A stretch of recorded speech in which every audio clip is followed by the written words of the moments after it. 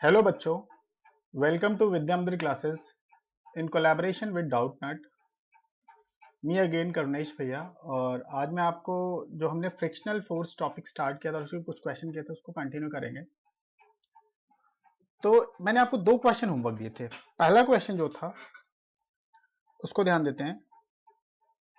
उसमें क्या था कि जैसे हमने एक इंक्लाइंड सरफेस ले लिया था बच्चों, ऐसे इंक्लाइंड सरफेस ले लिया था, ठीक है, यहाँ पर, और ये घूम सकता था। तो मैंने कहा था अगर ये घूम सकता तो जैसे मान लो इस एंगल चेंज कर सकते हैं इसे। तो हमने कहा था जी बेटा लोग आप लोग क्या करो इसमें, जैसे मान लो ये एंगल है और ये एंगल आप चेंज कर सकते हो, राइट। ऐसे सोचो, ये एंगल चेंज कर सकते हो आप। आई होप यू अंडरस्टैंड। अब यहां ब्लॉक रख दिया था हमने, ठीक है बच्चों। तो एक पर्टिकुलर पॉइंट आएगा बच्चों जहां पर ये ब्लॉक जस्ट स्लिप करेगा, जस्ट स्लिप करेगा। तो यहां पर क्या हो जाएगा बच्चों, एम जी साइन थीटा इधर की तरफ, एन ऊपर की तरफ बच्चों, और इधर की तरफ होगा एम जी कॉस थीटा बेटा लोग, ठीक है। अब इसको रोकने के लिए फ्रिक्शनल फोर्स अवेलेबल होगा यहाँ पे पीछे की तरफ, हमने ये दिखा दिया, ठीक है। पीछे की तरफ फ्रिक्शनल फोर्स है। अगर ये जस्ट स्लिप करने वाला बच्चों तो एक सीधी सी बात है, जितना नीचे फोर्स लगा मतलब जस्ट स्लिप करने वाला तो फ्रिक्शनल फोर्स की लिमिटिंग वैल्यू से रोक पा रही होगी। तो हम लोग क्या बोल सकते हैं यहाँ पे, एम जी साइन थीटा बच्चों, M G sine theta equals to frictional force की लिमिटिंग वैल्यू के बराबर होगा। और फ्रिक्शनल फोर्स की लिमिटिंग वैल्यू बच्चों कितनी होती है, M G sine theta is equals to mu S N, ठीक है। और यहां पर जो n की वैल्यू होगी बच्चों सीधा सीधा दिख रहा है यहां पर, ये जितना ऊपर उतना नीचे। तो n is going to be बच्चों, n is going to be mg cos theta, ठीक है बेटा। तो ये mg sin theta is equals to mu S mg cos theta, ठीक है ना। तो हमने देखा mg mg कैंसिल हो गया, तो ये tan थीटा की वैल्यू थी बच्चों वो म्यू एस के बराबर थी। यहां से हम लोग क्या कंक्लूड करना चाहते थे, यहीं पे हमने यही चीज मैंने आपको होमवर्क में दिया था। मैंने कहा था हम कंक्लूड क्या करना चाहते हैं, क्या कंक्लूड करना चाहते हैं। बेसिकली वो थीटा जिसपे जो स्लिप करने वाला है इसी को बोला था मैंने angle of repose, angle of repose, ठीक है, एंगल ऑफ रिपोज, ठीक है। अगर ये एंगल ऑफ रिपोज है तो अगर ये थीटा मिल जाए, एंगल ऑफ रिपोज मिल जाए किसी दो ऑब्जेक्ट के बीच का, तो उससे हम लोग म्यूएस की वैल्यू कैलकुलेट कर सकते हैं, जैसे हम यहाँ कर पा रहे हैं, ठीक है। हम यहाँ म्यूएस की वैल्यू कैलकुलेट कर सकते हैं। आई होप ये बात समझ आ रही है सबको। तो अगर मान लो tan की वैल्यू की कैलकुलेशन की बात करते हैं तो tan की वैल्यू कहां से कहां तक बच्चों लाई से कर सकती है, tan 0 0 होता है, tan 90 इंफिनिटी होता है। इसका मतलब म्यू एस की वैल्यू 0 से 90 तक लाई कर सकता है। बहुत सारे बच्चों को लगता है कि सिर्फ 1 से कम होता है, ये बिल्कुल गलत है। 1 से कम भी हो सकता है बट 1 से ज्यादा भी होता है। बहुत सारे ऐसे मटेरियल होते हैं जिनका 1 से ज्यादा होता है, बहुत सारे ऐसे मटेरियल होते हैं जिनका 1 से कम होता है। तो इस बात को ध्यान रखेंगे कि frictional coefficient of frictional force की वैल्यू हम 0 से 1 के बीच में कुछ भी अटेन कर सकते हैं। अगर मैंने आपको बोला था कि जैसे मान लो ये मेरा मोबाइल है, राइट। तो ये मेरा मोबाइल है, ऐसे इसके ऊपर ही कुछ ऐसे, जैसे मान लो कुछ एक सिक्का रख लेता हूँ मैं, ठीक है, ऐसे सिक्का रख लेता हूँ ऐसे, और इसको धीरे धीरे ऐसे घुमाता हूँ, ऐसे घुमा रहा हूँ, देखो, और अभी स्लिप नहीं कर रहा, अभी स्लिप नहीं कर रहा, अभी स्लिप नहीं कर रहा, अब देखो स्लिप किया। तो ये एंगल हम ऑलमोस्ट मेजर कर सकते हैं डी से। तो हमें बेसिकली सिक्के और सरफेस के बीच का फ्रिक्शनल फोर्स का आइडिया लग जाएगा, ठीक है बच्चों। तो इन दोनों सरफेस के बीच के फ्रिक्शनल फोर्स का आइडिया लग जाएगा। जो हम इस सिक्के का फ्रिक्शनल फोर्स कैलकुलेट कर सकते हैं वो एंगल से कैलकुलेट कर लेंगे। तो इससे आई थिंक अगर आपने डिफरेंट डिफरेंट ऑब्जेक्ट का निकाला हो तो आपको बहुत सारे ऑब्जेक्ट मिले होंगे, लेकिन आपको कोई ऐसा ऑब्जेक्ट नहीं मिलेगा जिसका 1 से ज्यादा हो, क्योंकि 1 से ज्यादा के लिए आपको काफी स्टिकी ऑब्जेक्ट चाहिए। जैसे सिलिकॉन रबर होता है, सिलिकॉन रबर क्या होता है, एक से ज्यादा उसका कोफिशिएंट ऑफ फ्रिक्शनल फोर्स होता है। तो वो वैसे ऑब्जेक्ट आपको लेने पड़ेंगे जिसका काफी ज्यादा फ्रिक्शनल फोर्स की वैल्यू वहां जस्ट स्टिकी हो जाता है, काफी ऐसे हो सकता है, ठीक है बच्चों। तो ये बात ध्यान रखेंगे कि आपकी जो friction coefficient of frictional force है वो जीरो से मैंने यहाँ पर एक चीज लिख दिया, 0 से 90 लिख दिया है, जबकि 0 से इन्फिनिटी होगा बच्चों। 0 से इन्फिनिटी तक कुछ भी लाई कर सकता है, ठीक है। 0 से इन्फिनिटी तक कुछ भी लाई कर सकता है, कुछ भी। बट मोस्टली आपको जो एग्जाम में मिलेगा वो, मतलब ऐसा नहीं कि 1 के बीच में मोस्टली, लेकिन 1 से कम ही वाला मिलता है। फिर कई बार बहुत रेयरली वो आपको 1 से ज्यादा वाला भी देते हैं, क्योंकि जो 1 से ज्यादा वाले होते हैं कम, मतलब नेचर में बहुत अबेंडेंस में नहीं होते हैं, ठीक है। आपको बनाना पड़ता है ऐसी सिचुएशन, ठीक है। और दूसरा क्वेश्चन जो था हमारा, आई थिंक ये आपको सबको समझ में आ गया। तो यहाँ पर हम लोग इसमें कंफ्यूजन नहीं आनी चाहिए कि हमारी जो म्यू की वैल्यू होती है वो 0 से 90 के बीच में कुछ भी हो सकती है, म्यू की वैल्यू कुछ भी हो सकती है, इसको लेकर हेजिटेशन नहीं होना चाहिए। अगर मान लो 45 भी दे दिया तो चलेगा, ठीक है, मान लो दे दिया थ्योरेटिकली तो मतलब प्रैक्टिकली दैट इज पॉसिबल, ठीक है बच्चों। और अगला क्वेश्चन ये था, अगला क्वेश्चन बच्चों ये था, हमने यहाँ पे क्या किया था कि यहाँ पर फ्रिक्शनल फोर्स दिया हुआ था, करेक्ट है, फ्रिक्शनल फोर्स दिया हुआ था, और हम लोग यहाँ पर एक्सेलेरेशन पूछा था आपसे, ये सेटअप दिया हुआ था और एक्सेलेरेशन के बारे में पूछ रहे थे। तो हम लोग क्या करते हैं, अब देखो ये वाला ब्लॉक और ये पूरा एक स्ट्रिंग है, ये पूरा एक स्ट्रिंग है ना। अब ये इधर भी एक्सेलेरेट कर सकता है डिपेंडिंग अपॉन वेट किधर जाता है, ये इधर भी एक्सेलेरेट कर सकता है ना। अब driving force along the string की बात करेंगे बच्चों, तो लेट अस अज्यूम कि इसका जो ड्राइविंग फोर्स है वो इधर की तरफ है, और जिधर नेट ड्राइविंग फोर्स होगा बच्चों उधर ही एक्सेलेरेशन मानेंगे, ठीक है। ये हमने ऐसे मान लिया क्योंकि भारी था ना, तो पहले प्राइमरी फेस में हम लोग ऐसा बोल सकते हैं, पहली बार नजर में देख के ऐसा बोल सकते हैं कि ये 2m है तो ज्यादा भारी है तो इधर की तरफ स्लिप कर रहा होगा, ठीक है बच्चों। तो हम लोग क्या करेंगे, स्ट्रिंग के अलॉन्ग फोर्स देखेंगे, और टेंशन देख बच्चे, यहाँ पर टेंशन हर जगह पर इंटरनल फोर्स है तो ये फिर से कैंसिल हो जाएगा, लेकिन यहाँ पे जो फ्रिक्शनल फोर्स आएगा, अब देख अगर आपने इधर की तरफ एक्सीलरेशन माना है नीचे की तरफ, तो ये राइट की तरफ एक्सीलरेट करेगा, ये ऊपर की तरफ एक्सीलरेट करेगा। अगर ये राइट की तरफ एक्सीलरेट कर, आपने माना है, ध्यान रखना, अगर ये राइट की तरफ एक्सीलरेट कर रहा है, ये ऊपर की तरफ एक्सीलरेट कर रहा है, तो इसका मतलब ये स्लिप कर रहा है आगे की तरफ, इसका मतलब फ्रिक्शनल फोर्स पीछे की तरफ लगेगा F1 और यहाँ पर F2, करेक्ट है। तो मैं यहाँ पर जब इसका एबीडी बनाऊंगा, तो चलो एबीडी बनाने के लिए हम इसको अलग कर लेते हैं ताकि थोड़ा इंटरेस्टिंग हो जाए।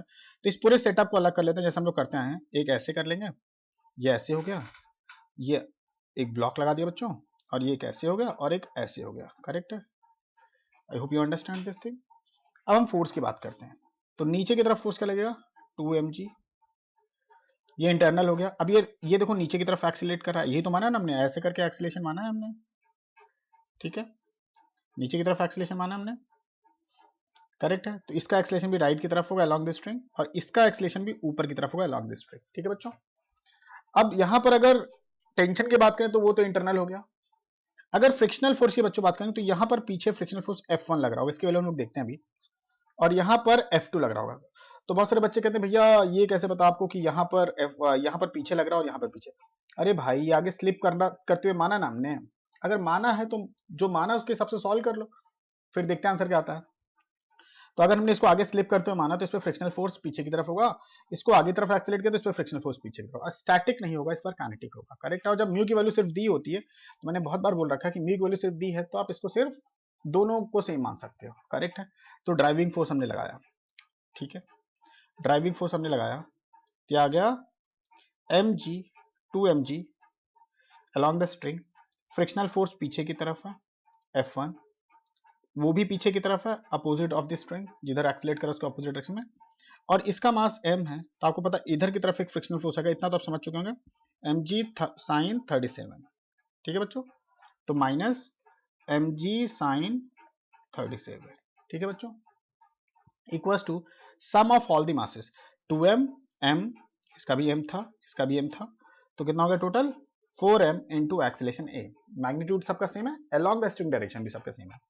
तो अब इसको अगर हम सिंप्लीफाई करेंगे बच्चों तो बिल्कुल आसान सा है, 2mg माइनस F1 क्या हुआ, म्यू विच इज 0.5, ठीक है, देख लो ऊपर लिखा हुआ है म्यू 0.5 इंटू n, n यहाँ पर mg होगा, यहाँ पर क्योंकि यहाँ पर देखोगे तो n ऊपर की तरफ लग रहा है बच्चों और mg नीचे की तरफ लग रहा है, तो यहाँ n mg है क्योंकि उस डायरेक्शन में कोई एक्सीलरेशन नहीं, तो ऊपर का फोर्स नीचे के फोर्स के बराबर होगा।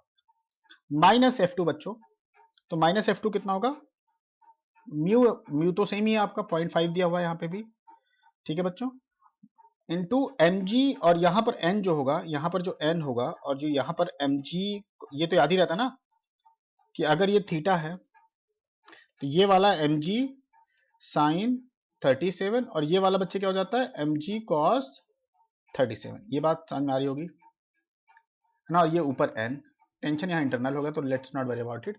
तो यहाँ पर जो n की वैल्यू होगी म्यू mg cos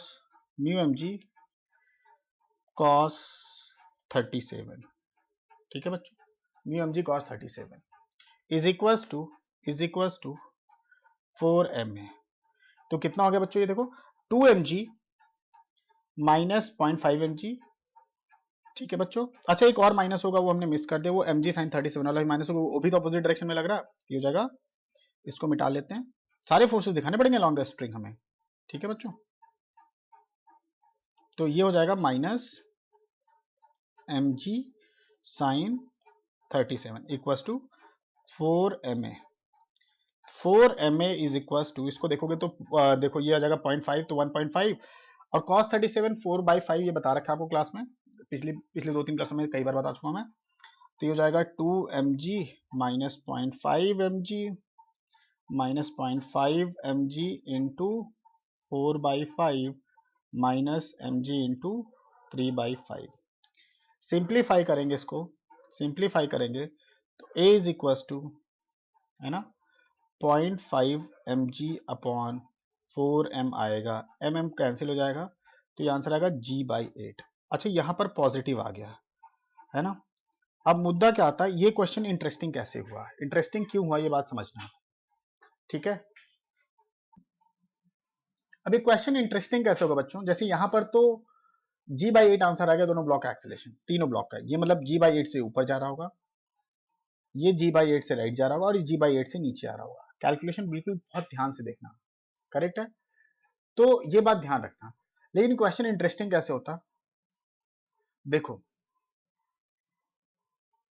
अगर यही वैल्यू जो हमने एक्सेलेरेशन का निकाला नेगेटिव आ जाता, ठीक है, अगर फ्रिक्शन है, इस बात को समझना, दो चीजें आती है, फ्रिक्शन, बिल्कुल ध्यान से चार्ट समझने की कोशिश करना, फ्रिक्शन प्रेजेंट, अगर क्वेश्चन में फ्रिक्शन प्रेजेंट है और फ्रिक्शन एब्सेंट है,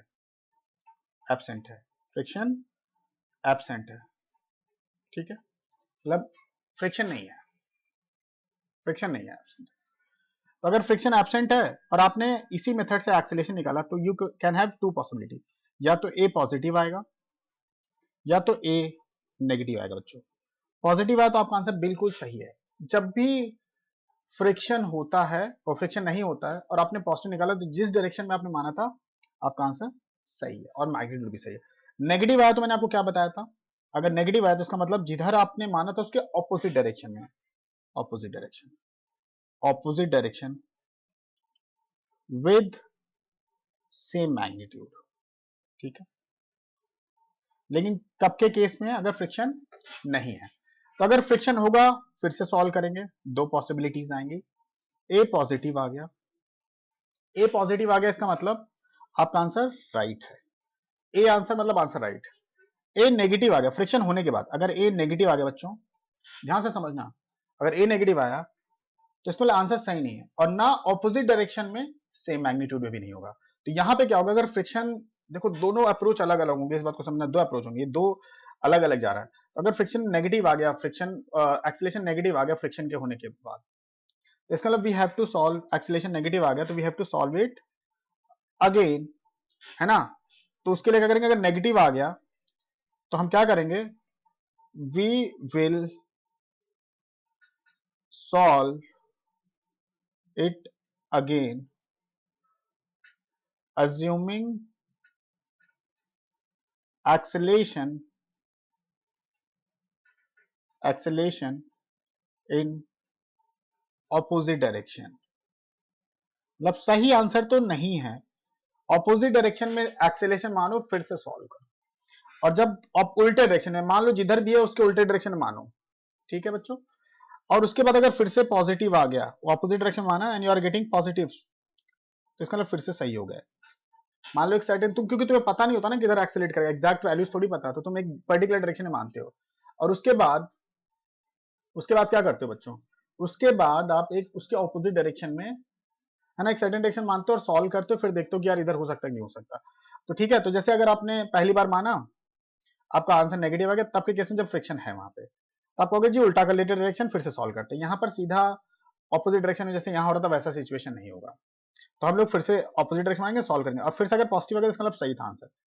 लेकिन अगर नेगेटिव आ गया तो क्या होगा, अगर पॉसिबिलिटी में ए नेगेटिव आ गया तो क्या होगा, इसका मतलब सिस्टम, जो भी सिस्टम है, सिस्टम इज एट रेस्ट, मतलब कुछ भी एक्सेलेरेट नहीं कर रहा है। ये आपको एकदम मास्टर मेथड बता दिया मैंने, हमेशा चेक कर सकते हो। जैसे मैंने जो एक क्वेश्चन दिया है, अब ध्यान से ये पूरे चार्ट को ना एकदम रट लो, दिमाग में बिठा लो। जैसे मैंने इस क्वेश्चन को दिया था, इसमें क्या हुआ था, फ्रिक्शन है या नहीं, आप बताओ। Yes there is a friction, और मैंने सीधा इधर की तरफ माना, and we are getting acceleration g by 8, we are getting acceleration g by 8, और आपको जो आंसर मिला बच्चों वो पॉजिटिव मिला, है ना, नेगेटिव तो नहीं हुआ, ये पॉजिटिव है, इसका मतलब आपका आंसर सही है बिल्कुल। लेकिन अगर इसी क्वेश्चन को मैं थोड़ा चेंज कर देता, देखो मैं यहां पर 2m मान लेता, देखो यहां पर 2m हो जाता और यहां m हो जाता, इन दोनों नंबर्स को पलट दिया, बाकी सब कुछ सेम है। देन मैंने लिखा find acceleration of each block, find acceleration of each block. तो आप लोग कहोगे भैया देखो इधर भारी है, किधर की तरफ भारी है, इधर की तरफ भारी, तो इधर की तरफ एक्सेलरेशन मान लेते, इधर की तरफ एक्सेलरेशन मानते हैं, पूरी स्ट्रिंग का ऐसे करके, ठीक है, बिल्कुल कुछ भी गलत नहीं बच्चों, आपने ऐसे करके एक्सेलरेशन मान लिया। सब पे फोर्स दिखा देता हूं, along द स्ट्रिंग और परपेंडिकुलर टू द स्ट्रिंग, कुछ बॉडी बात नहीं, इधर हो जाएगा तुम्हारा 2mg sin 37, ये है तुम्हारा नॉर्मल, ठीक है बच्चों, और ये हो जाएगा mg cos 37 बच्चों। इधर की तरफ एक्सेलरेशन माना है, तो एक फ्रिक्शनल फोर्स होगा जिसको मैं ब्लू कलर से दिखा देता हूं, इधर की तरफ होगा F2 माना था हमने यहां पर। अब इधर क्यों माना, क्योंकि देखो इधर की तरफ एक्सेलरेशन है बच्चों, तो इसको अपोज करने के लिए फ्रिक्शनल फोर्स इधर आएगा। अगर स्लिपिंग मान ली है तुमने तो उसके ऑपोजिट डायरेक्शन में दिखाओ, ठीक है बच्चों। अब यहां पर n डैश हो जाएगा, है ना, यहां पर क्या हो जाएगा n डैश, और नीचे की तरफ बच्चों क्या होगा mg, लेकिन यहां फ्रिक्शनल फोर्स होगा, और किधर की तरफ फ्रिक्शनल फोर्स होगा, ऑपोजिट डायरेक्शन है बच्चों, ऑपोजिट डायरेक्शन, ये हो जाएगा F1, और यहां पे लग जाएगा अपना, यहां पे लग जाएगा mg, है ना। तो स्ट्रिंग के अलॉन्ग हमें सारे फोर्सेस का आइडिया लग चुका है, और एक्सेलरेशन मैंने बच्चों की तरह माना, बिल्कुल अब तो याद हो जाना चाहिए। तो हम कहेंगे जी बहुत अच्छी बात है, एक्सेलरेशन लिखते हैं, कैसे लिखेंगे, पूरे सिस्टम का स्ट्रिंग के अलॉन्ग एक्सेलरेशन लेंगे, that is 2mg sin 37 which is 3/5, ये एक्सेलरेशन के अलॉन्ग का फोर्स है, स्ट्रिंग के अलॉन्ग जिधर एक्सेलरेशन उधर के अलॉन्ग का फोर्स है, minus frictional force which is mu mg cos theta. क्यों म्यू mg cos थीटा, क्योंकि म्यू एस एन होता है, म्यू एस कितना यहाँ पर 0.5, और यहाँ है 2mg, ठीक है, mg इंटू यहाँ पर n इक्वल्स टू, देख बच्चे यहाँ पर n इक्वल्स टू, बार बार बोल रहा हूँ, यहाँ पर 2mg, यहाँ पर mg नहीं होगा, ये 2mg होगा बच्चों, 2mg cos 37, 2mg cos 37 which is 4/5, ठीक है। यहाँ पर अगर फोर्स देखें, ये जो फ्रिक्शनल फोर्स होता है वो एक्सटर्नल फोर्स होता है, और यहाँ पर किधर लग रहा होगा बच्चों, पीछे की तरफ लग रहा है F1 which is nothing, same value होगी 0.5 mg बच्चों, और यहाँ पर mg होगा इक्वल्स टू 4ma, पूरे सिस्टम का एक्सेलरेशन। अब इंटरेस्टिंग सी बात क्या आ रही है यहाँ पर, इंटरेस्टिंग सी बात कर रही है 2mg sin 37 which is 1.2 mg minus 0.5, ये हो जाएगा 8/5, तो ये बेसिकली 4/5 विच इज 0.8 हो जाएगा, 0.8 mg हो जाएगा, मल्टीप्लाई करेंगे, minus 0.5 mg minus mg equals to 4ma।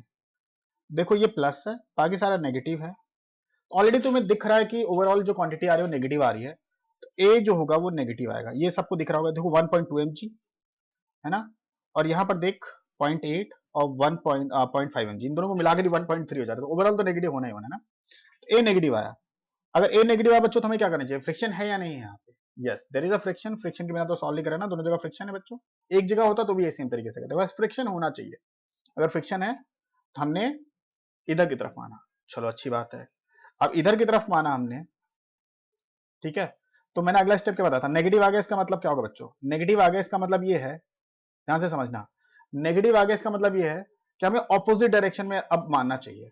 तो सेम चीज को बना लेते हैं, अगर हम मान लो जैसे हम बनाते हैं तो वैसे बना लेते हैं, बेटर रहेगा। ये मान लो 2 हो गया, ये ऐसे हो गया, ऐसे हो गया बच्चों, ऐसे हो गया और ऐसे हो गया। अब हम इधर की तरफ एक्सेलरेशन माने, क्योंकि यही यही मैंने चार्ट में आपको ये बताया था कि अगर फ्रिक्शन है और आपने सॉल्व किया, नेगेटिव आ गया, तो ऑपोजिट डायरेक्शन में एक्सेलरेशन मानो और फिर से सॉल्व करो, and if you get positive answer then it is definitely going to be eight like answer is going to be this only. अगर फिर से दोबारा पॉजिटिव आ गया तो वही आंसर आ जाएगा, अभी चेक नहीं किया हमने बट चेक करेंगे, अगर पॉजिटिव आ गया दोबारा सॉल्व किया एक्सेलरेशन तो पॉजिटिव आंसर होगा, और अगर हमने सॉल्व किया फिर से नेगेटिव आ गया तो इसका मतलब क्या, पूरा सिस्टम स्टेशनरी है, पूरा सिस्टम क्या है, स्टेशनरी है बच्चों, ठीक है। तो हमने कहा बहुत अच्छी बात है, यहाँ पर हमने ब्लॉक का ये मान लिया। अब ओवरऑल हमने एक्सेलरेशन बच्चों ऐसे मान लिया, एक्सटर्नल फोर्स इस बार एक्सेलरेट करा तो ये mg होगा, ये बच्चों क्या होगा, ये तो याद ही होना चाहिए 2mg sin 37, ये हो गया n, और ये हो गया 2mg cos 37 बच्चों, और फ्रिक्शन किधर होगा इस बार, फ्रिक्शन होगा इसके ऑपोजिट डायरेक्शन में, क्यों, क्यों ये F2 माना था, क्योंकि अब इस बार ये इधर की तरफ, जिधर एक्सीलरेशन मानोगे उसके ऑपोजिट डायरेक्शन है बच्चों, ये इधर की तरफ एक्सीलरेशन माना है हमने, ये दिख रहा है सबको रेड में जो दिखा रखा है मैंने, ठीक है, ऑल राइट। तो इस पे जो फ्रिक्शन होगा बच्चों पीछे की तरफ आएगा F1, ठीक है। तो ये सारे एक्सटर्नल फोर्स हो गए, हालांकि यहाँ पर बच्चों यहाँ पर N है और यहाँ पर mg है, और म्यू तो पता ही है कितना है, म्यू दोनों ही केस, दोनों ही सरफेस के लिए 0.5 दिया हुआ है।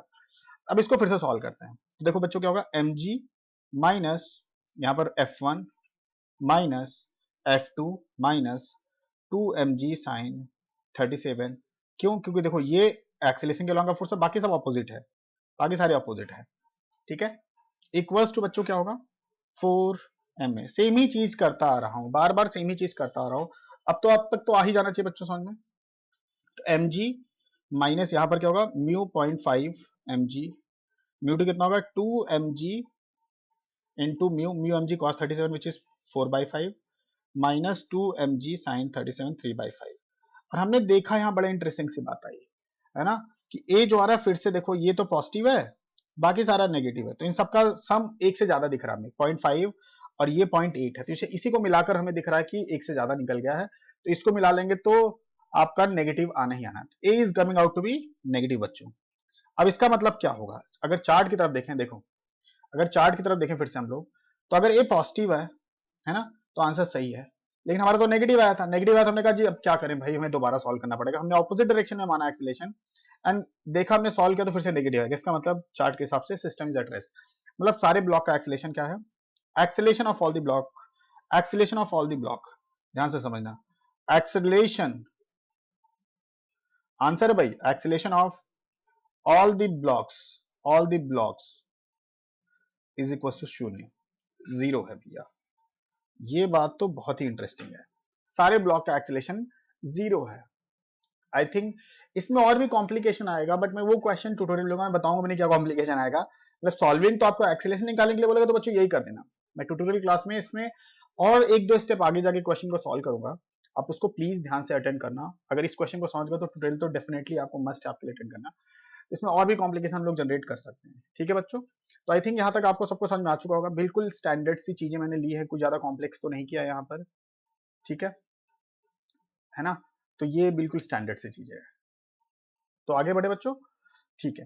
तो इसके बाद एक टॉपिक आता है block over block concept, block over block concept, मतलब एक ब्लॉक के ऊपर देखो, एक दो ब्लॉक, एक के ऊपर एक ब्लॉक रखा, इससे ज्यादा आईटी पूछता है नहीं, एक के ऊपर तीन ब्लॉक रख के सॉल्व कर रहे हैं, नहीं पूछता आईटी, बहुत साल पहले उसने बंद कर दिया, मेरे जब मैंने आईटी था उसके पहले ही बंद कर चुका था, क्योंकि बहुत कॉम्प्लेक्स हो जाती सिचुएशन, बस मैथमेटिक्स रह जाती, फिजिक्स नहीं रह जाती, इसलिए हम तीन ब्लॉक सिस्टम तो अवॉइड ही करेंगे, मैक्सिमम टू ब्लॉक सिस्टम, ठीक है। और तुम देखोगे कि पिछले 20 साल में दो ब्लॉक सिस्टम ही आंसर क्वेश्चन ने पूछा हुआ है, ठीक है, तो इसको बोलते हैं ब्लॉक ओवर ब्लॉक क्वेश्चन, ठीक है बच्चों, ब्लॉक ओवर ब्लॉक, ठीक है, आई होप यू अंडरस्टैंड। तो इसमें मैं केसेस बनाऊंगा, थोड़ा इंटरेस्टिंग तरीके से समझने के लिए केस वन लिखते हैं, ठीक है बच्चों, केस वन। अब इसमें मैं क्या करता हूं, एक हॉरिजॉन्टल सरफेस लेता हूं और इसके ऊपर एक ब्लॉक बना देता हूं, ठीक है, और उसके बाद एक छोटा सा ब्लॉक डाल देता हूं, ठीक है बच्चों, और यहां पर एक फोर्स दिखा देता हूं बच्चों, यहां पर एक फोर्स दिखा देता हूं, ये, ठीक है, इसकी वैल्यू एफ है, इसकी वैल्यू क्या है एफ। इस वाले ब्लॉक का जो एक्सेलरेशन मास है ये स्मॉल एम है, इसका कैपिटल एम है, और इन दोनों के बीच में जो फ्रिक्शनल फोर्स है बच्चा वो म्यू दिया, म्यू का मतलब क्या, चलो म्यू एस दे देता हूं इस बार, म्यू एस दिया है, ठीक है, म्यू एस मतलब coefficient of static frictional force, correct है बच्चों।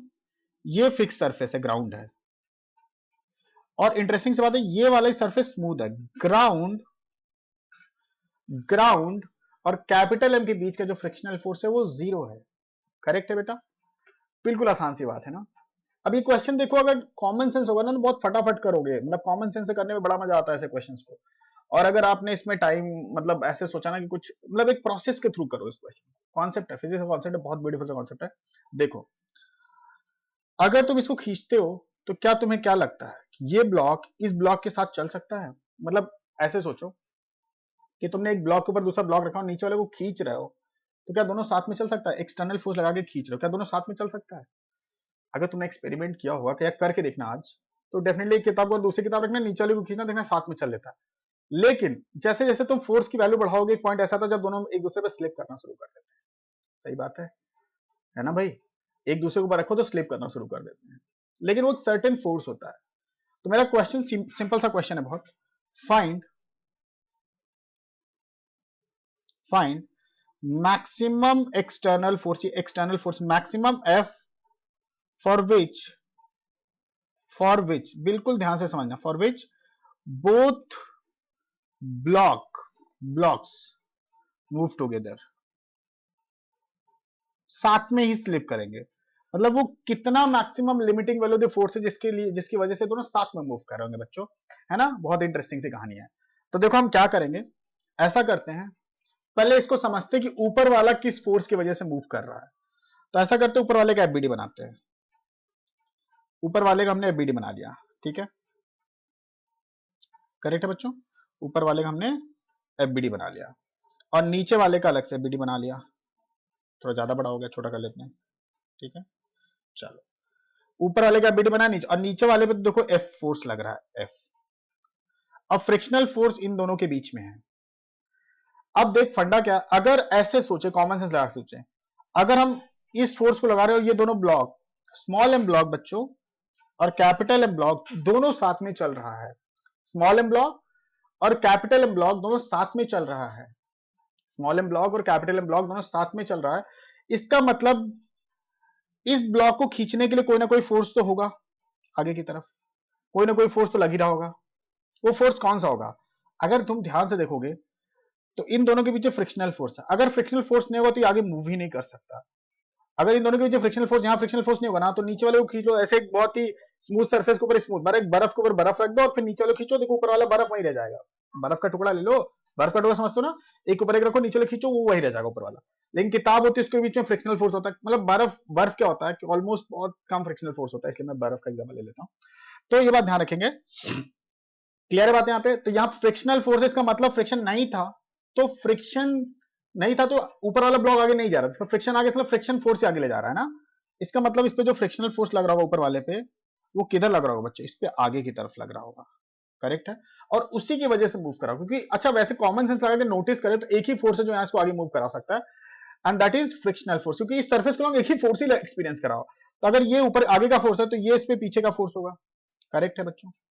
पेयर फोर्स, सारे फोर्सेस दुनिया में पेयर में एग्जिस्ट करते हैं, करेक्ट है, कोई गड़बड़ नहीं है। अब देखो तुम अगर यहां फोर्स बढ़ाओगे तो इसका एक्सीलरेशन बढ़ेगा बच्चों, और अगर तुम चाहते हो दोनों साथ में मूव करें तो कॉमन सेंस क्या कहता है कि दोनों का एक्सीलरेशन क्या होना चाहिए? सेम।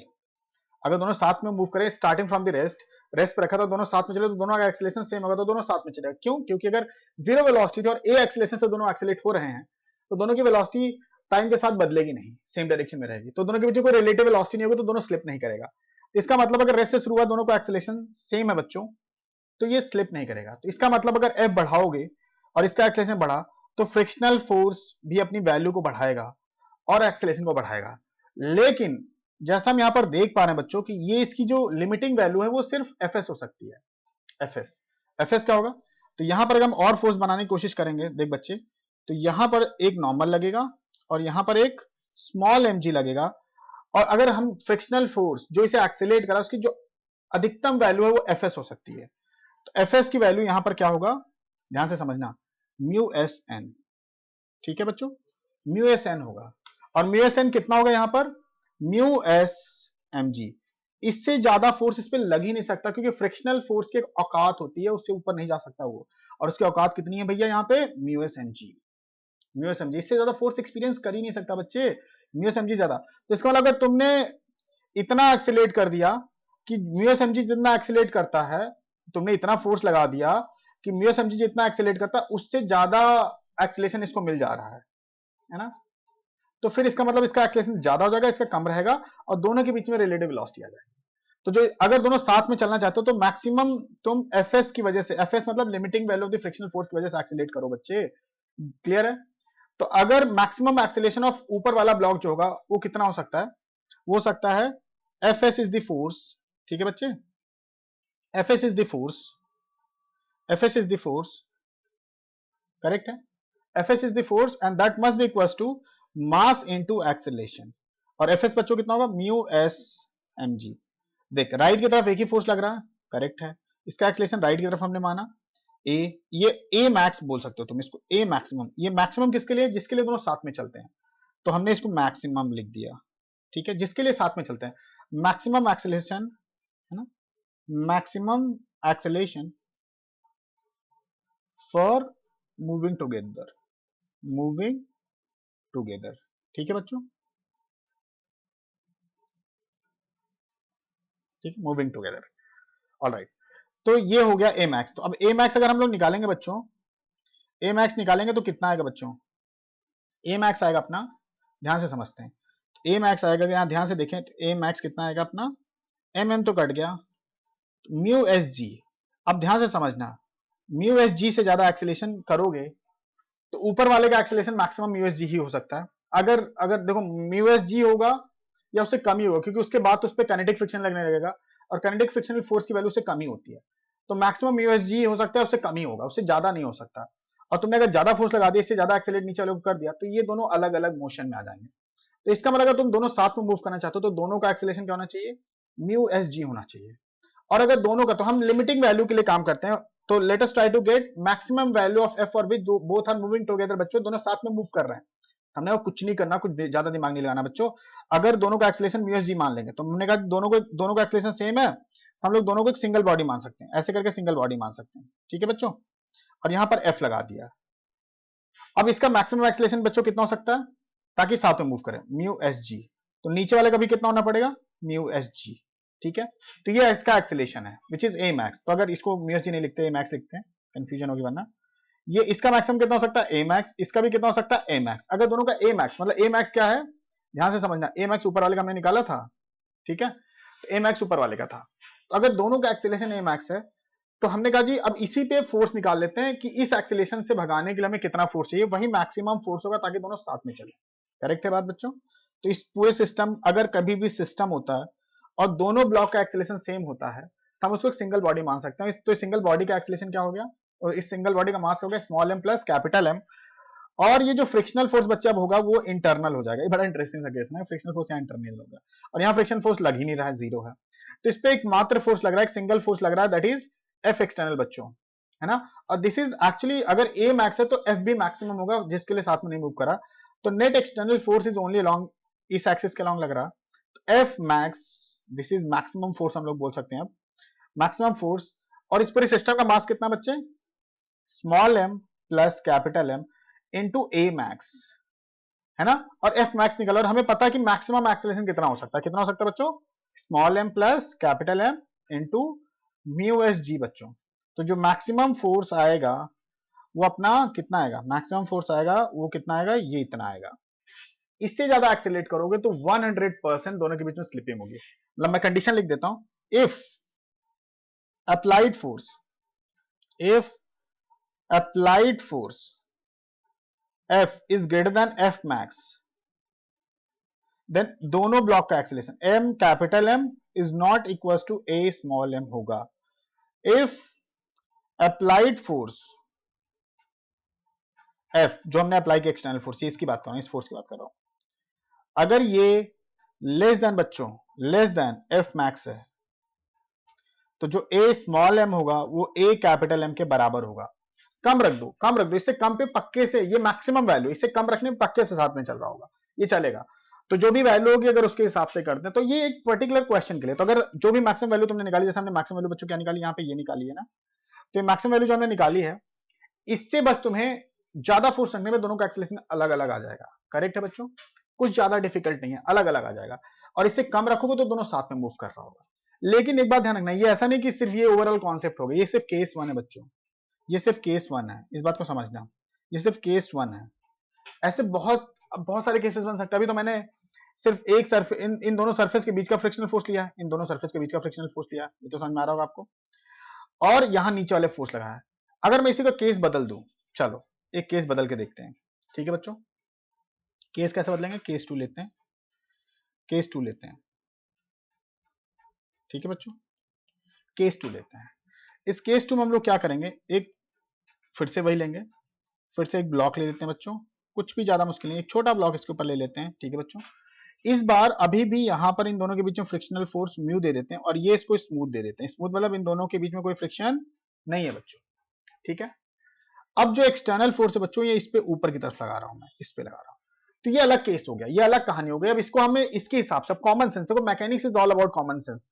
आप जितने ध्यान से सुनोगे, जितने ध्यान से रिवाइज करोगे, जितने कॉमन सेंस लगाओगे, उतने अच्छे से फिजिक्स होगी, वरना आपको डिफिकल्ट लग रही होगी।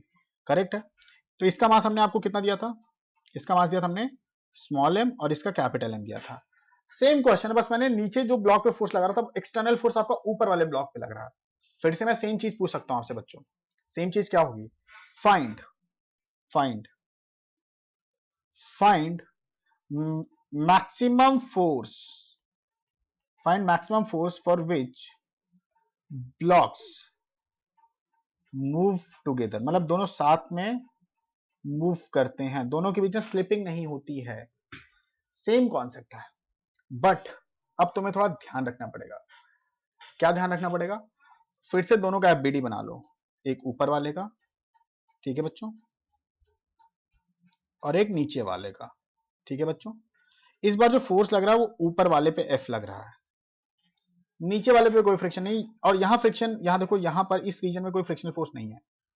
अगर अब ऐसा भी हो सकता है कि तुम एक किताब के ऊपर दूसरी किताब रखो और ऊपर वाले को खींचो, ऊपर वाले को कुछ हो सकता है कि नीचे वाला साथ में आ जाए, और मोस्टली हो जाता है, अगर डिपेंडिंग अपॉन कि तुमने बहुत हल्की तो नहीं रख दी किताब, थोड़ी भारी रखना, तो आसानी से साथ में चला आता है, ठीक है। कारण बताऊंगा क्यों, ठीक है। तो आसानी से आ जाता है, थोड़ी हल्की कॉपी के ऊपर किताब ऐसे रखो, साथ में चलता है मूव कर, ये पॉसिबल है। तो यहां पर भी एफ की एक लिमिटिंग वैल्यू, मैक्सिमम वैल्यू बच्चों, जिसके लिए दोनों साथ में चलेंगे, दोनों साथ में चलेंगे। समझ में आ रहा है आपको, परफेक्ट है। इसका मास m है, इसका मास कैपिटल M है। अब अगर दोनों साथ में चल रहा है, सेम कहानी, वही सेम तरीके से कॉमन सेंस, मैंने कहा दोनों साथ में चला, इस पे तो कोई हॉरिजॉन्टल फोर्स है नहीं, अगर फ्रिक्शन को अवॉइड कर लें तो इसका मतलब अगर आगे जा रहा है तो किसकी वजह से जा रहा है, फ्रिक्शन की वजह से। मतलब अगर फ्रिक्शन को नहीं सोचा तो कोई और फोर्स तो है नहीं बच्चे। अगर इसका एफबीडी बनाए तो एक यहां पर n आएगा और नीचे की तरफ कैपिटल mg आएगा, और कुछ आएगा ही नहीं। ऊपर वाले पे क्या आएगा बच्चों, ऊपर वाले पे आएगा n डैश इन दोनों के बीच का, और नीचे होगा mg। अच्छा, यहां पर नीचे वाले में जो n डैश है ये बाई ग्राउंड है, ध्यान से समझना, और जो n डैश ऊपर वाले पे लग रहा है that is by capital M block ऊपर की तरफ। तो इसका पेयर फोर्स भी कहीं ना कहीं नीचे लग रहा होगा, करेक्ट है। और किधर लगेगा बच्चों, n डैश नीचे की तरफ, करेक्ट। अब यहां पर तुम्हें एक छोटी सी चीज मैं बताना पसंद करूंगा कि अगर नीचे वाला ब्लॉक आगे जा रहा है तो उसको कौन आगे ले जा सकता है, सिर्फ और सिर्फ फ्रिक्शनल फोर्स आगे ले जा सकता है, ये वाला फ्रिक्शनल फोर्स आगे ले जा सकता है जो यहां पे लग रहा है, ठीक है। यहां पर जो फ्रिक्शनल फोर्स लग रहा है बच्चों, यही इसको आगे ले जा सकता है। वो कितना फ्रिक्शनल फोर्स है, एफ है ना, क्योंकि और कोई फोर्स है नहीं, यहां तो कोई फ्रिक्शनल फोर्स बच्चे है ही नहीं। अगर दोनों सोचो ना, कॉमन सेंस लगा, दोनों साथ में आगे जा रहे हैं तो डेफिनेटली फ्रिक्शनल फोर्स है, और कोई फोर्स है नहीं तो कौन ले जाएगा फ्रिक्शनल फोर्स अगेन। तो नीचे वाले ब्लॉक को भी फ्रिक्शनल फोर्स ले जा रहा है, और फ्रिक्शनल फोर्स की औकात होती है, उसकी लिमिटिंग वैल्यू होती है। कितनी लिमिटिंग वैल्यू होती है कि मैक्सिमम कितना एक्सेलरेट कर सकते हैं, एफएस फोर्स देकर जितना एक्सेलरेशन होना होगा उतना होगा।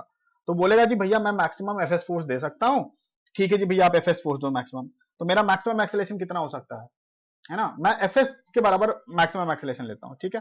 एफएस क्या हो जाएगा, कैपिटल एम इंटू ए मैक्स बोल देता हूं यहां पे, ठीक है। और जो एफएस होगा वो म्यू एस एन होगा, and that is capital M into A max. अब बहुत सारे बच्चे पता है गलती क्या करते हैं, यहाँ पे बहुत बड़ी गलती करते हैं, एन को कैपिटल एम जी डाल देते हैं और एम एम काट देते हैं। नहीं, जो नॉर्मल होता है वो उन्हीं दोनों सरफेस के बीच का नॉर्मल होता है। जैसे हम लोग फ्रिक्शनल फोर्स बच्चे यहां देखने की कोशिश कर रहे हैं ना, तो इन्हीं दोनों के बीच का नॉर्मल है। तो इन दोनों के बीच का नॉर्मल कौन सा था, एन डैश, एन डैश था। तो अगर मैं इसका थोड़ा अलग से बीडी बनाऊं तो ये तुम्हारा एन डैश ऊपर की तरफ लग रहा था और एम जी नीचे की तरफ लग रहा था, और एफ एक्सटर्नल आगे की तरफ लग रहा था, और फ्रिक्शनल फोर्स पीछे। क्यों भाई, क्योंकि जो नीचे वाला फोर्स था उसमें फ्रिक्शनल फोर्स आगे की तरफ लग रहा था, करेक्ट है बात।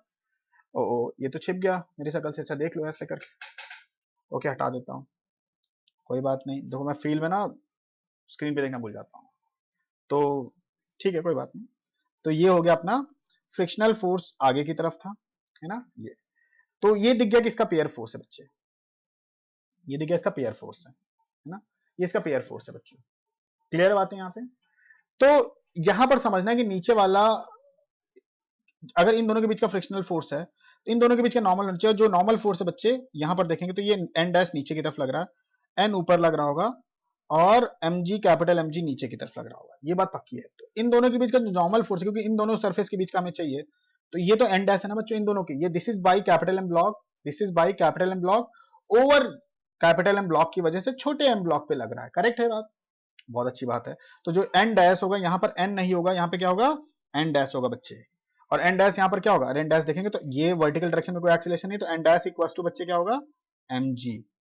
तो जो मैक्सिमम एक्सेलेरेशन होगा तो mu S N which is small mg equals to capital M into A max. अब थोड़ा कॉमन सेंस तो बच्चों लगाना पड़ेगा ना हमें, ऐसे थोड़ी कि आसानी से कर दोगे।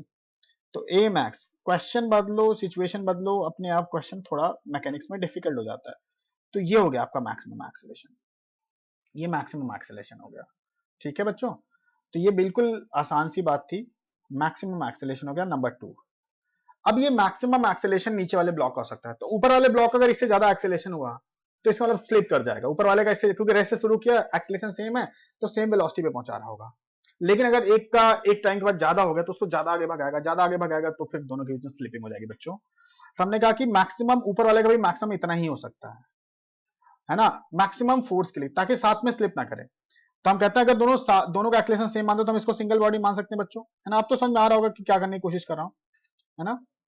तो दोनों का एक्सेलेरेशन सेम मान सकते हैं बच्चों, कुछ ज्यादा मुश्किल नहीं है, आई होप ये समझ में आ रहा होगा। तो इसका overall mass small m plus capital M बच्चों, और इस पे एक्सटर्नल फोर्स ऊपर की तरफ लग रहा था, और इसका मैक्सिमम एक्सेलेरेशन दोनों का साथ में कितना हो सकता है, आपको पता है इसका मैक्सिमम एक्सेलेरेशन हो सकता है mu S small M G upon capital M बच्चों।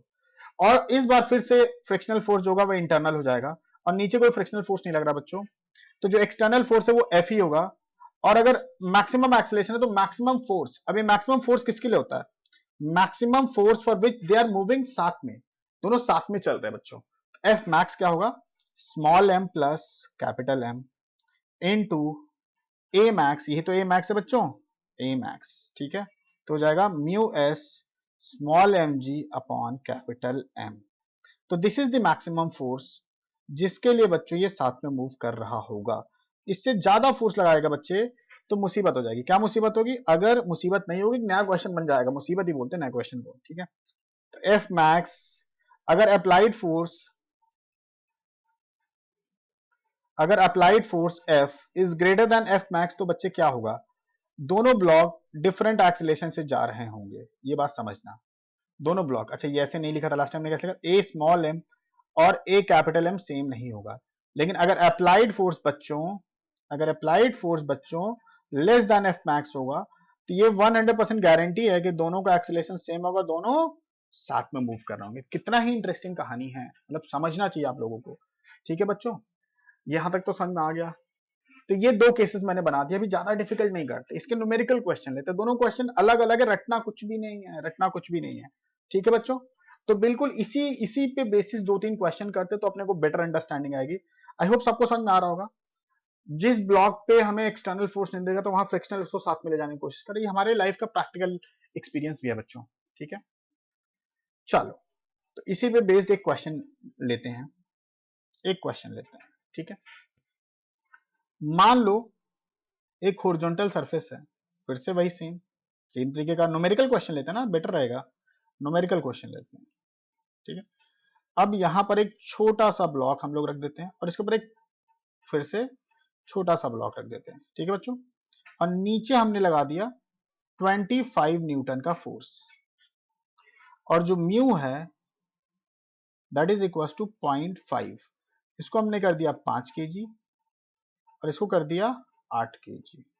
ठीक है बच्चों, या इनफैक्ट ऐसा करते हैं, इस क्वेश्चन को और इंटरेस्टिंग बनाते हैं, इसको 25 न्यूटन नहीं करते हैं, इसको F न्यूटन कर देते हैं, इसको F न्यूटन कर देते हैं, F कर देते हैं। अब सारी वैल्यूज आपको न्यूमेरिकल वैल्यूज पता है, तो अब यहाँ क्वेश्चन कैसे पूछेगा बच्चों, यहाँ स्मूथ सरफेस है, यहाँ स्मूथ है, मतलब जो 8 kg वाला ब्लॉक है वो ग्राउंड के साथ जो एक्सेलेरेशन है उसके साथ स्लिपिंग कुछ हो ही नहीं रही। करेक्ट है बच्चों, तो फिर से क्वेश्चन क्या आएगा, find maximum force, maximum F for which both moves together. ठीक है बच्चे, बिल्कुल आसान सी बात है, न्यूमेरिकल क्वेश्चन है। तो अपन लोगों ने क्या किया, ध्यान से देख, अपन लोगों ने क्या किया, इसका मैं बहुत अच्छे अच्छे तरीके बताऊंगा अभी, इसको बहुत फटाफट दो दो लाइन, अभी पहले बेसिक जब चलता ना, देखो जब बेसिक चलता तो हमें जैसे मैंने बताया ना वैसे फॉलो करना था। एक बार बेसिक को दिमाग में बिठाओ, क्योंकि बिना बेसिक शॉर्टकट बता देगा कोई, ट्रिक बता देगा ना, तो मजा नहीं आता। मतलब ट्रिक से तो यार कॉन्सेप्ट नहीं आता, रटा जाता है, तो मैं रटाऊंगा नहीं तुम्हें, मैं कॉन्सेप्ट बताऊंगा तुम्हें। ठीक है, तो यहां पर समझो, अगर हम इस चीज को समझे, ऊपर वाले ब्लॉक का एबीडी बनाए, तो तुम्हें रियलाइज हो रहा है ऊपर वाला ब्लॉक अगर दोनों साथ में चल रहा है तो ऊपर वाले ब्लॉक को कौन एक्सीलरेट करोगे बच्चे, फ्रिक्शनल फोर्स, और इसकी लिमिटिंग वैल्यू एक्सीलरेट करेगी। और लिमिटिंग वैल्यू बच्चे यहाँ क्या होगी, 0.5, और यहाँ पर नॉर्मल ऊपर लग रहा होगा, और जिस सरफेस के बीच का फ्रिक्शन होता है वही वाला लेना होता है। ये हो जाएगा आपका 5G बच्चे, तो म्यू एम जी हो जाएगा 5 इंटू 10। जी की बाई डिफॉल्ट वैल्यू 10 मीटर पर सेकंड लेते रहना, हालांकि एग्जाम में तुम्हें दिया रहेगा, चिंता मत करो, या जी के टर्म में आंसर आएगा। तो कितना हो गया 25, तो 25 न्यूटन हो गया ये। ठीक है बच्चों, 25 न्यूटन का फोर्स हो गया। Maximum value of the frictional force is 25 Newton, correct है। तो इसका मैक्सिमम एक्सीलरेशन बच्चों कितना हो सकता है, अगर मान लो एक्सीलरेट कराएं ए से आगे की तरफ, तो पता है 25 न्यूटन का आगे की तरफ फोर्स लग रहा है, और इसका जो एक्सीलरेशन है 5 इंटू ए हो जाएगा। यहां तक कोई डाउट तो नहीं आना चाहिए आपको, एक ही फोर्स लग रहा है, आपको पता है इस पे फ्रिक्शनल फोर्स इसको एक्सीलरेट कर सकता है, तो ये इसका बच्चे मैक्सिमम एक्सीलरेशन हो जाएगा। ठीक है, तो ए मैक्स कितना हो जाएगा बच्चे, 5 मीटर पर सेकेंड स्क्वायर, है ना, करेक्ट है। मैक्सिमम एक्सीलरेशन 5 मीटर पर सेकंड स्क्वायर। तो नीचे वाला भी मैक्सिमम साथ में चलने के लिए कितने से एक्सीलरेट करना चाहिए, इसको 5 से कराओ, उससे ज्यादा कराओगे तो फिर गड़बड़ हो जाएगा। तो उसके लिए हम एफ निकाल लेते हैं। तो क्या करेंगे, अगर हम ऊपर वाले का भी 5 है, नीचे वाला का भी 5 है, तो दोनों को एक साथ में ब्लॉक मान सकते हैं। अगर दो ब्लॉक्स साथ में चल रहे हैं, दोनों साथ में, दोनों का एक्सीलरेशन सेम है बच्चों, तो हम उसको एक सिंगल बॉडी मान सकते हैं, कोई दिक्कत नहीं यार, कोई झामा नहीं है, ये तो छोटी छोटी बातें हैं। तो m1 plus m2 single body मान सकते हैं, तो कितना हो गया 13 kg, 13 kg। और इन दोनों का एक्सीलरेशन अगर 5 है, तो हम इन दोनों को एक सिंगल बॉडी मान के इसका एक्सीलरेशन 5 मीटर पर सेकंड मान सकते हैं स्क्वायर। और एक्सटर्नल फोर्स यहां लग रहा है, और दिस इज मैक्सिमम फोर्स, क्योंकि हमने ए मैक्स पे कैलकुलेट करने की कोशिश किया है। ठीक है बच्चों, तो एफ मैक्स कितना होगा बच्चों, इस केस में एफ मैक्स कितना होगा, 13 इंटू 5 मीटर पर सेकंड स्क्वायर। तो maximum force is 65 newton, 65 newton. बहुत interesting question, 65 newton 13 into 5, 65 newton का मैक्सिमम फोर्स लगाओ। This is the value of the force, ध्यान से लिखना, this is the value of maximum force बच्चों, maximum force for which both the blocks both the blocks are moving together, no slipping between them, moving together। Beautiful question है ना। बहुत सारे बच्चे कहेंगे भाई आसान सा यार, ये तो बहुत आसान था, है ना, आपने वही कराया वही रिपीट कर, लेकिन इस क्वेश्चन में हम और भी चीजें सीख सकते हैं। और भी चीजें सीखने वाली बात क्या है, देखो अगर मैं 65 से कम फोर्स लगाता हूं, तो अगर इसी क्वेश्चन में, चलो इसको पार्ट ए मान लेते हैं, इसी क्वेश्चन को, है ना, इसी क्वेश्चन को चलो कॉपी कर लेते हैं भाई, इसी क्वेश्चन को,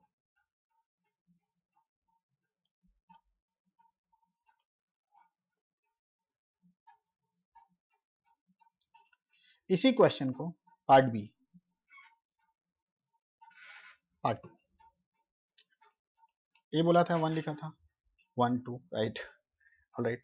तो अगर यहां पर बच्चे, जो यहां पर फोर्स है, अगर मैं इसको बोलूं मैंने 40 न्यूटन का फोर्स लगाया था, अब हमें पता है अगर 65 न्यूटन तक लगाओगे तो ये साथ में चल रहा होगा। 40 न्यूटन का तुमने अगर फोर्स लगाया बच्चों, तो क्या होगा, तो क्या 5 मीटर पर सेकंड स्क्वायर सेगा, नहीं जी बच्चों, हमें पक्के से पता हमारा मैक्सिमम फोर्स एफ अप्लाइड कितना अपना 40 न्यूटन। क्या यह ग्रेटर देन 65 है, बिल्कुल नहीं, दिस इज लेस देन 65। तो एफ अप्लाइड यहां, हियर ध्यान से समझना, here F applied force is less than 65 Newton. तो दोनों साथ में चल रहे होंगे, और दोनों साथ में चल रहे होंगे, अब ध्यान से समझना, दोनों साथ में चल रहे होंगे, तो एक्सेलरेशन क्या होगा, दोनों साथ में चलेंगे, फिर से एक सिंगल बॉडी मान सकते हैं। और कैसे मान सकते हैं बच्चों, एक ऐसे मानो, एक ऐसे मानो, और एक ऐसे मानो।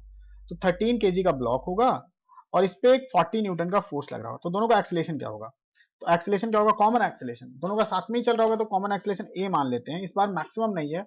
ए इक्वल टू कितना हो जाएगा बच्चों, मास, है ना, तो 13 into A total mass into acceleration equals to external force 40, क्योंकि देखो यहां पर तो कोई फ्रिक्शन है नहीं ना बच्चों, और यहां जो फ्रिक्शन था वो इंटरनल हो गया सिस्टम मानने की वजह से।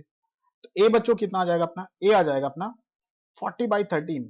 अच्छा बहुत सारे बच्चे, हो सकता है, बिल्कुल पॉसिबल है बच्चे, ये आपकी बिल्कुल पॉसिबिलिटी होगी, हो सकता है आपको थोड़ा डिफिकल्ट लग रहा हो, क्यों, क्योंकि आपने पुराने लेक्चर अटेंड नहीं किए, आई एम श्योर आपने अटेंड नहीं किए होंगे तो आपको थोड़ा डिफिकल्ट लग सकता है। तो अभी देख लो और फिर से वापस जाओ और दोबारा इसको देखो, आपको बहुत मजा आएगा रिलेट करने में चीजों को, है ना। तो यहाँ पर एक्चुअली ये 40/3 ऑलमोस्ट 3.1 के आसपास का एक्सीलेशन है।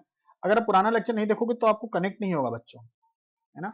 तो 3.1 के आसपास या 3 ही मान लेते हैं, क्लोज टू 3, बहुत ही क्लोज है। तो 3 मीटर पर सेकेंड स्क्वायर, बहुत क्लोज होता है तो ऐसे लिखते हैं, बहुत क्लोज होता है, एग्जैक्ट नहीं है तो क्लोज है, तो 3 मीटर पर सेकेंड स्क्वायर के आसपास का एक्सेलेरेशन होगा, ठीक है। इस बात को समझ, ज्यादा ही होगा हल्का से, दिख रहा है 13 इंटू 3 39, 39 से 3 से ज्यादा होगा, और आंसर तो आना है, आंसर के साथ ऑब्सेशन मेरा है बहुत, तो ये बात ध्यान रखना। तो क्योंकि आंसर ही अल्टीमेटली एग्जाम में आंसर टिक करना बच्चों, तुम, मैं बार बार बताता रहता हूँ कि अगर तुम घर पे अच्छे से प्रैक्टिस नहीं करोगे बच्चों ना, तो एग्जाम में कहते नहीं कि यार कर रहे हैं, मेथड आ गया, हम घर पे करेंगे तो आ जाएगा, ऐसा कभी नहीं होता, नहीं आता बच्चे, ट्रस्ट भी नहीं आता।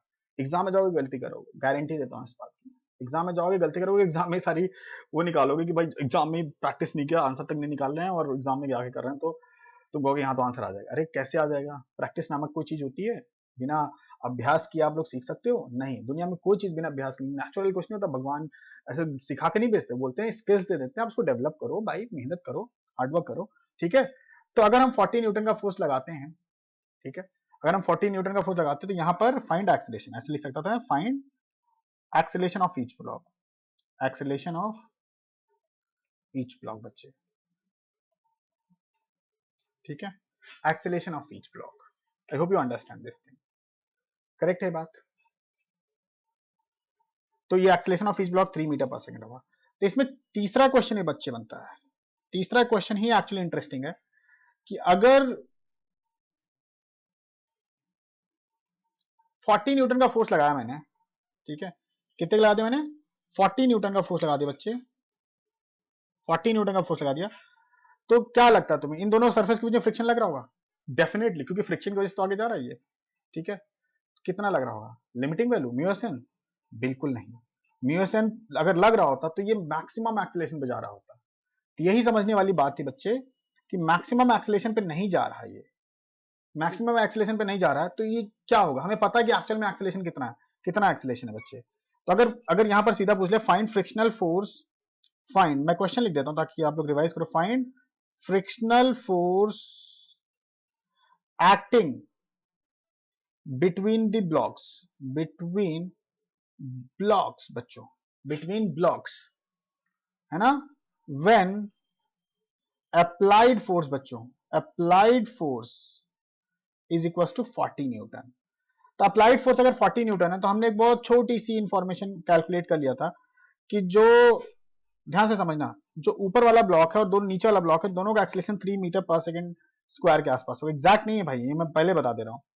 और तुम्हें पता है कि आगे वाला अगर एक्सेलेट कर रहा है, ऊपर वाला एक्सेलेट कर रहा है, ऊपर वाला एक्सेलेट कर रहा है, तो किसको कर रहा है, फ्रिक्शन। और इस बार लिमिटिंग वैल्यू नहीं हमें पता, क्योंकि मैक्सिमम एक्सेलरेशन तो है नहीं, तो हम लोग फ्रिक्शनल फोर्स निकाला तो हम लोग क्या करेंगे, इसका मास कितना 5 kg है बच्चे, तो फ्रिक्शनल फोर्स क्या हो जाएगा, frictional force which is not the limiting value, make sure understand, 5 into 3 and that is 15 metre per second square बच्चों, क्या कहते हो, ठीक है। Oh I am so sorry, square बोल दिया फ्लो में, देखो भाई फील ले लेता हूँ ना, बिल्कुल 15 न्यूटन, फील पे नहीं जाना यार, जोश में गलतियां हो सकती है, जोश में ना, तो दिमाग शांत रखो।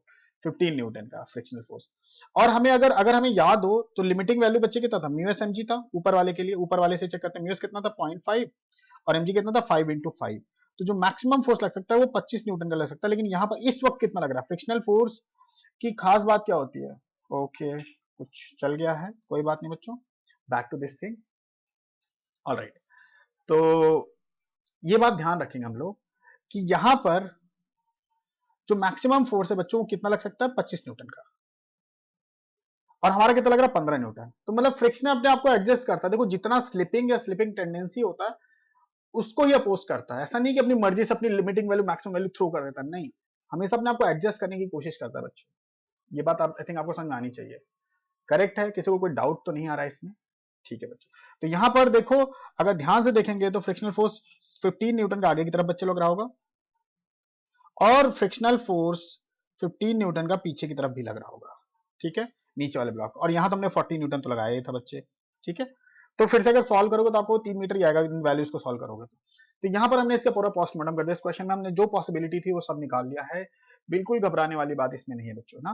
कितना ही इंटरेस्टिंग क्वेश्चन है देखो ये, है ना, कितना इंटरेस्टिंग क्वेश्चन है कि हमने यहाँ पर 5 kg 8 kg ले लिया और कुछ म्यू की वैल्यू दे दी तुम्हें और पूछ रहे हैं भैया find acceleration of each block अगर अप्लाइड फोर्स क्या है आपका 40 न्यूटन है, इसमें ये था। अच्छा हमने इसी में मैक्सिमम फोर्स भी निकाला था, देखो केस 1 में हमने निकाला था मैक्सिमम फोर्स कितना होगा, मैक्सिमम फोर्स कितना होगा, हमने मैक्सिमम फोर्स कितना निकाला था कि 65 न्यूटन लगाओगे तो दोनों साथ में मूव करेगा, ठीक है। फिर हमने कहा 40 न्यूटन लगा देते, तो ये हमने पोस्टमार्टम। इनफैक्ट पोस्टमार्टम का एक और पार्ट इसी क्वेश्चन में एक और लर्निंग हम लोग कर सकते हैं, इंटरेस्टिंग सा क्वेश्चन है कि चलो फिर से इसको कॉपी कर लेते हैं फिर से, यही स्टैंडर्ड अपना। तो अगर इसी में हम जो अप्लाइड फोर्स है बच्चों इसको 100 न्यूटन कर देते हैं, लो 100 न्यूटन कर देते हैं, ठीक है। If applied force is, if applied force, applied force equals to 100 newton, ठीक है, करेक्ट है बच्चों। Then find acceleration, then find acceleration, acceleration of each block। दोनों सेम भी हो सकते हैं, दोनों अलग भी हो सकते हैं, कोई बात नहीं, लेटेस्ट ट्राई टू अंडरस्टैंड, अलग है नहीं, सेम ही क्वेश्चन है, कुछ ज्यादा अलग हेरा फेरी नहीं की इसमें, बस 100 न्यूटन का फोर्स कर दिया। अभी हमें पता है कि अप्लाइड फोर्स जो है बच्चे, अप्लाइड फोर्स है बच्चे, अप्लाइड फोर्स, अप्लाइड फोर्स जो है वो 65 100 न्यूटन है, which is greater than 65 Newton, which is maximum force ताकि साथ में मूव करे। तो इससे ज्यादा, इसका मतलब दोनों का एक्सेलेरेशन, अब देखो नीचे वाले का एक्सेलेरेशन ज्यादा हो चुका होगा, ऊपर वाले का तो बेचारे का तो लिमिटिंग वैल्यू ही है, तो ऊपर वाले पे तो एक ही फोर्स लग सकता है। और यहाँ पर देखो म्यू की वैल्यू सेम दी है बच्चों, तो दोनों स्टैटिक और काइनेटिक सेम ही होगा, तो अब पक्के से पता नीचे वाला तेजी से भाग रहा होगा क्योंकि 65 न्यूटन से ज्यादा हो चुका है, ठीक है बच्चे, ठीक है ना, पक्का, ठीक है। आगे बढ़ते हैं। तो अगर हम अब दोनों का एक्सेलेरेशन निकालना है तो हमें पता है दोनों का एक्सेलेरेशन A5 kg बच्चे, A5 kg is not equal to A8 kg आएगा। आई होप यू अंडरस्टैंड, पक्की बात है। तो क्या करेंगे अभी, ऐसे जब हमें पता चल चुका है, हमें लिमिटिंग मैक्सिमम वैल्यू पता है, हम सॉल्व करेंगे। तो ये इन दोनों ब्लॉक का एबीडी बना लो, है ना, अच्छे से बनाओ भाई, ओके ऑलराइट। तो ऊपर वाले पे फ्रिक्शनल फोर्स अब लग रहा होगा काइनेटिक, और काइनेटिक और स्टैटिक सेम होगा तो 25 न्यूटन ही होगा। म्यू एस एन म्यू के एन दोनों सेम मान लेते हैं भाई, एक ही वैल्यू दिया था, मान लो कोई बात नहीं, अलग से दे दूंगा अगर मान लो एग्जाम में आया तो जो दिया रहेगा उसके हिसाब से करना है, ऐसा नहीं कि यही चिपका देना। अगर म्यू एस म्यू के अलग अलग दिया, यहाँ नहीं दिया तो हमने मान लिया जी चलो म्यू एस लिख देते हैं इसको, या म्यू ही लिखा ना, देखो चलो अच्छी बात है, म्यू म्यू लिखा तो ये तो समझ में आ रहा है। तो म्यू की वैल्यू कितनी, 0.5 इंटू 10 इंटू 10 बच्चे, तो कितना आ गया 25 न्यूटन ही इस पे मैक्सिमम लग सकता है, और ये 5 केजी का ब्लॉक था, तो इसका मैक्सिमम एक्सेलरेशन कितना हो सकता है बच्चे, 25 equal to 5 into A5 kg, है ना, A5 kg, A5 kg का एक्सेलरेशन कितना आएगा 5 मीटर पर सेकंड स्क्वायर, इसका एक्चुअल में एक्सेलरेशन 5 मीटर पर सेकंड स्क्वायर से ज्यादा हो ही नहीं सकता। फिर से मैंने गर्दन ला दी बीच में, गलत बात, मिटा देता हूं इसको, ठीक है। तो यहां पर क्या होगा, A5 kg is equal to 25/5 बच्चे, तो ये कितना हो जाएगा 5 मीटर पर सेकंड स्क्वायर। तो ऊपर वाले ब्लॉक का जो एक्सेलरेशन होगा 5 मीटर पर सेकंड स्क्वायर मैक्सिमम हो सकता है, करेक्ट है। अब नीचे वाले का देखते हो, तो नीचे वाले का अगर एबीडी बनाओगे, ठीक है बच्चे, तो नीचे वाले का एबीडी बनाओगे तो अलग से बना लेते हैं ना, वरना मर्ज वर्ज हो जाएगा इसी में। तो बेसिकली अगर हम इसका एबीडी बनाएंगे बच्चों, तो देखते हैं इस पे कौन कौन सा फोर्स लग रहा है। अरे ये तो स्क्वायर नहीं कुछ और बन गया, ओके फिर से बनाते हैं एक बार, ओके बढ़िया सुंदर। तो इधर कितना लग रहा है बच्चों 100 न्यूटन का फोर्स, और पीछे कितना लगेगा मैक्सिमम, अगर उधर आगे 25 लगेगा तो इधर भी 25 लगेगा, और इसका मास कितना है बच्चों 8 kg, है ना। And these are the two forces which is acting over the 8 kg block. तो क्या करेंगे, ओवरऑल एक्सेलरेशन इधर मान लेते हैं A 8 kg एक्सेलरेशन, ठीक है, 8 kg तो बस सब्सक्रिप्ट लिया नाम के लिए 8 kg आइडेंटिफाई हो जाए बच्चे। तो 100 माइनस 25 इज इक्वल टू मास कितना है 8 इंटू A8 kg, ठीक है बच्चों। तो कितना हो जाएगा A8 kg का जो एक्सेलरेशन होगा बच्चों 75/8 metre per second square, almost almost कितना आएगा, कितना आएगा, ये तो अच्छा सा डिवाइड भी हो जाएगा, कर लेना तो ठीक है, मतलब ये 7 से ऊपर आ रहा है, 9 से ऊपर आ रहा है, ठीक है, मोर देन 9 आएगा, 9 पॉइंट, मतलब ठीक है, डिवाइड कर लेना यार इसको, 9 से ज्यादा आएगा, है ना। आई hope you understand, greater than 9 वाले होगी, तो नीचे वाले का जो होगा 9 मीटर पर सेकेंड स्क्वायर हो जाएगा, ठीक है बच्चे। तो दोनों का अलग अलग एक्सेलेरेशन आ रहा है, इंटरेस्टिंग सी बात। और फ्रिक्शनल फोर्स अब काइनेटिक ही लगता है, वो फिक्स होता है बच्चे, याद रख ले। तो इस केस में जो फ्रिक्शनल फोर्स की वैल्यू होगी 25 न्यूटन होगी बच्चे, गजब हो गया ना, इंटरेस्टिंग सा सिचुएशन, समझ में आ रहा है, एकदम बढ़िया, मजेदार, ओके। अगर ये मजेदार लग रहा है तो इसका उल्टा वाला केस, जब मैं फोर्स ऊपर लगाता हूँ, अब सॉल्व करना, ठीक है।